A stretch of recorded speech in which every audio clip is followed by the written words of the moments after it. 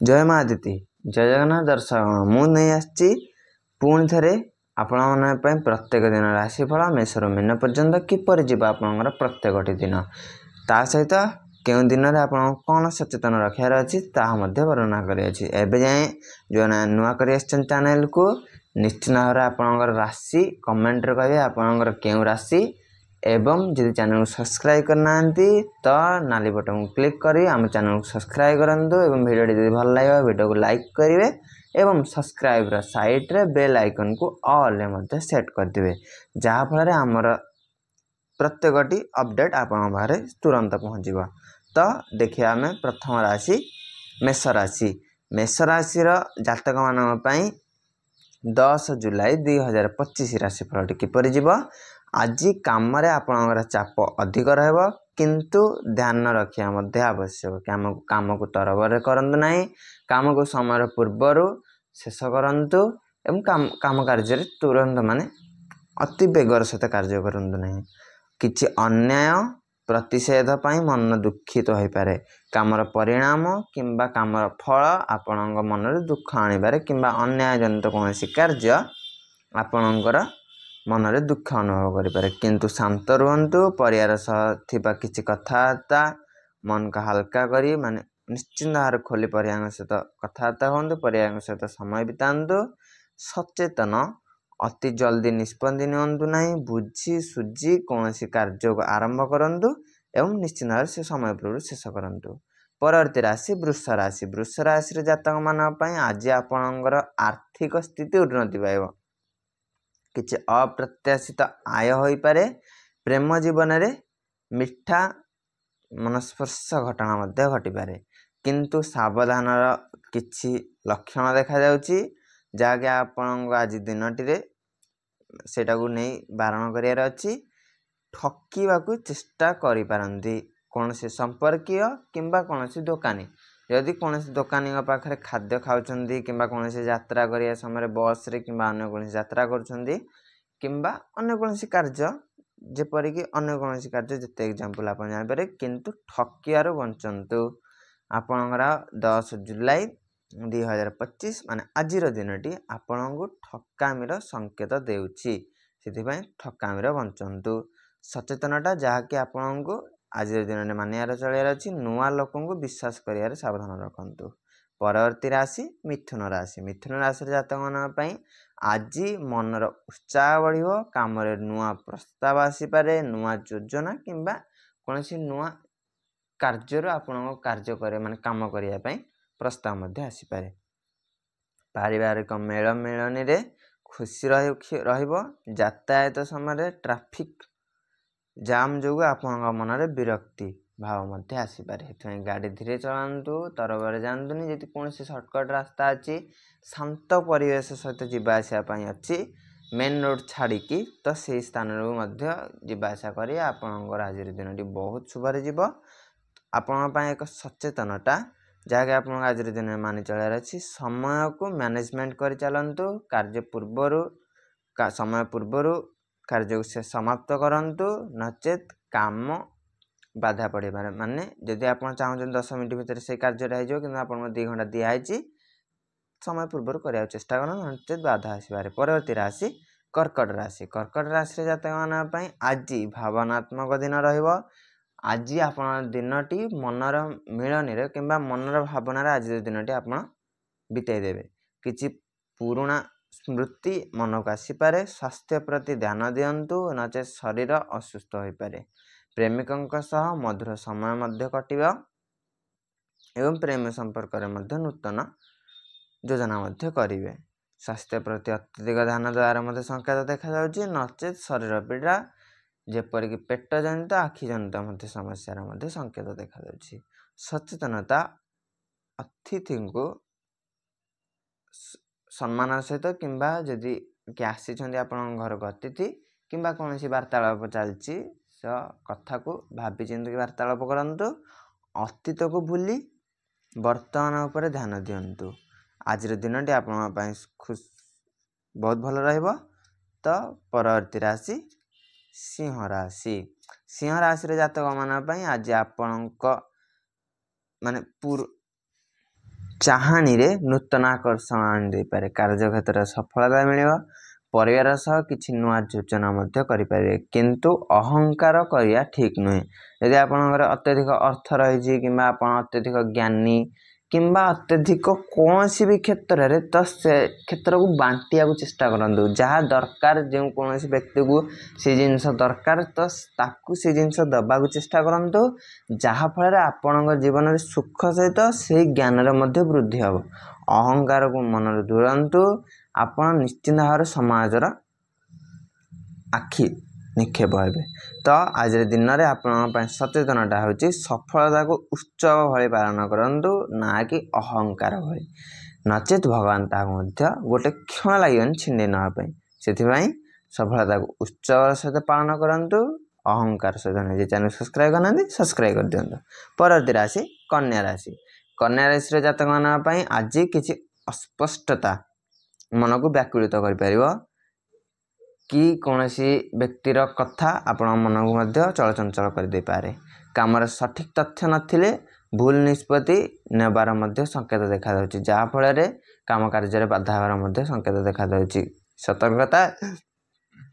କାମରେ ଯଦି କୌଣସି ତଥ୍ୟ ଆପଣଙ୍କୁ ଦରକାର, ତ সেই ତଥ୍ୟକୁ ଭଲ ଭାବରେ ଚର୍ଚ୍ଚା କରି সেই ତଥ୍ୟକୁ ଆପଣଙ୍କ କାର୍ଯ୍ୟରେ ଲଗାନ୍ତୁ, ନଚେତ୍ ହାନି ମଧ୍ୟ ହୋଇପାରେ। ପ୍ରେମ ଜୀବନରେ କିଛି ଗୋପନ କଥା ଜାଣିବାକୁ ପାଇପାରନ୍ତି, କିନ୍ତୁ ସେହି ଗୋପନ କଥାକୁ ଅନ୍ୟ ଲୋକଙ୍କ ସହିତ କିମ୍ବା ଆପଣଙ୍କ ଅତି ବିଶ୍ୱାସୀ ଲୋକମାନଙ୍କ ସହିତ ମଧ୍ୟ ତୁଳନା କିମ୍ବା ସହବଣ୍ଟନ କରନ୍ତୁ ନାହିଁ।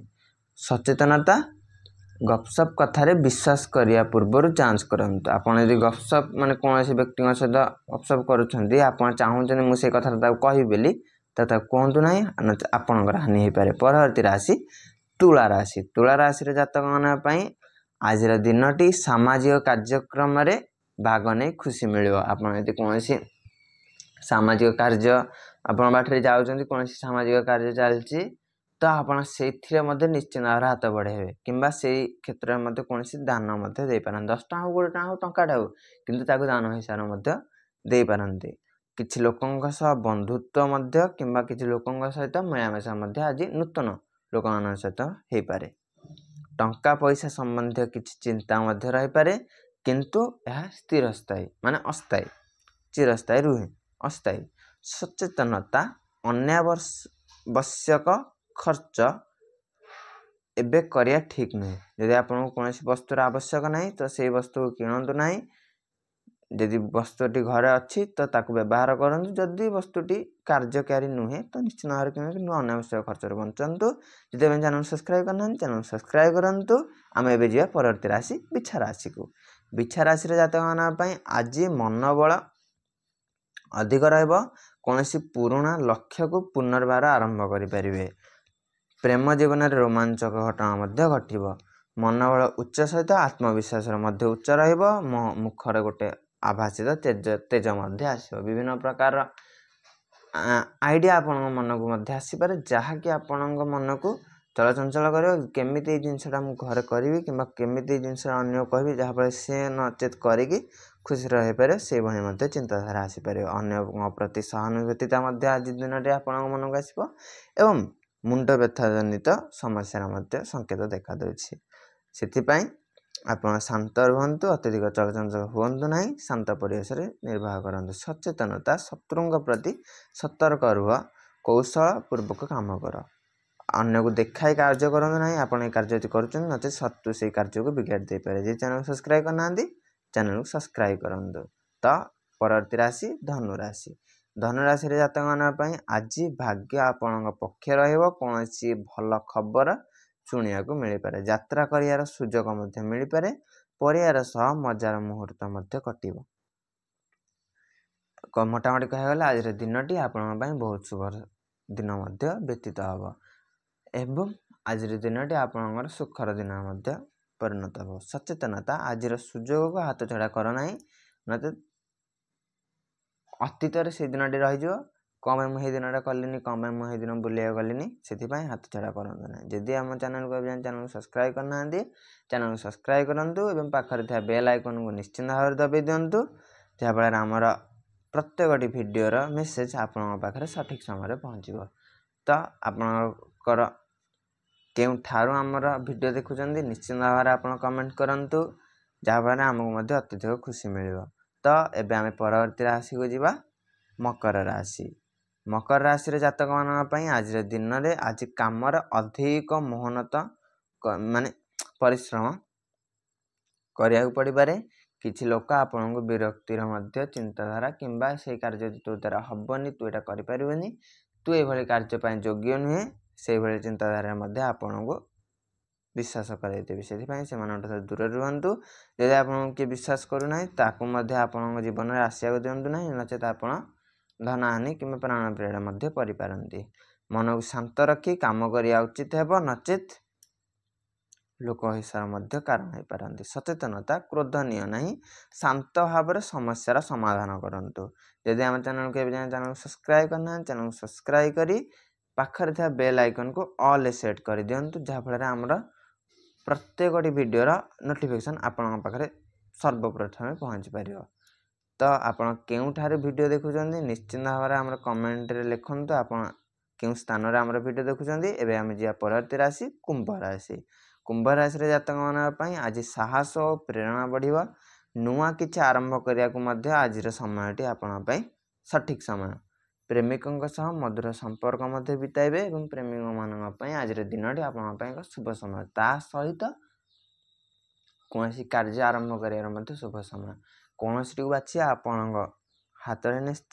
ଯଦି ଆପଣ ପ୍ରେମିକଙ୍କୁ ବାଛିବେ ତ ନୂତନ କାର୍ଯ୍ୟଟି ହଜିଯିବ, ଯଦି ନୂତନ କାର୍ଯ୍ୟକୁ ବାଛିବେ ତ ପ୍ରେମିକ କାଲି ମଧ୍ୟ ଅଛନ୍ତି।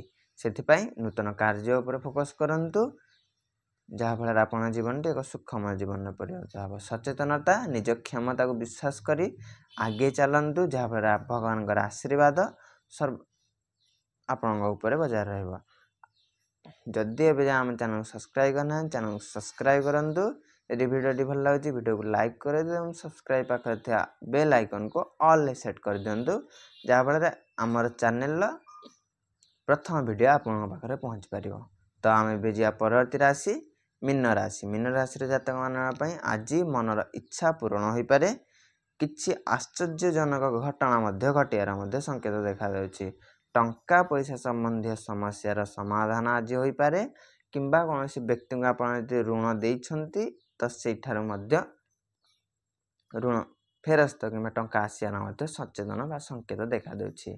କହିବାକୁ ଗଲେ ମୋଟାମୋଟି ଭାବରେ ଆଜିର ଦିନଟି ଅର୍ଥ କ୍ଷେତ୍ରରେ ଆଜିର ଦିନଟି ବହୁତ ସୁଫଳ ଦେବ। ସଚେତନତା, ଆଜି ଦାନ ଏବଂ ଧ୍ୟାନ ଉଭୟ କରିବା ଦ୍ୱାରା ଆପଣଙ୍କର ମାନସିକ ଶାନ୍ତି ସହିତ ସ୍ୱାସ୍ଥ୍ୟରେ ମଧ୍ୟ ବହୁତ ପରିଣତ ଆସେ।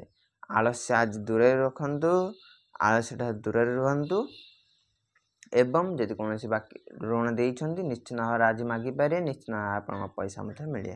ଯେଉଁମାନେ ଏବେ ଯାଏଁ ଆମ ଚ୍ୟାନେଲକୁ ସବସ୍କ୍ରାଇବ୍ କରିନାହାନ୍ତି ଚ୍ୟାନେଲକୁ ସବସ୍କ୍ରାଇବ୍ କରନ୍ତୁ। ଯଦି ଭିଡ଼ିଓଟି ଭଲ ଲାଗିଲା ଭିଡ଼ିଓକୁ ଲାଇକ୍ କରିବେ। ରହିଲି, ଜୟ ଜଗନ୍ନାଥ, ଜୟ ମାଳତୀ। ଦେଖା ହେବା ନେକ୍ସଟ ଭିଡ଼ିଓ।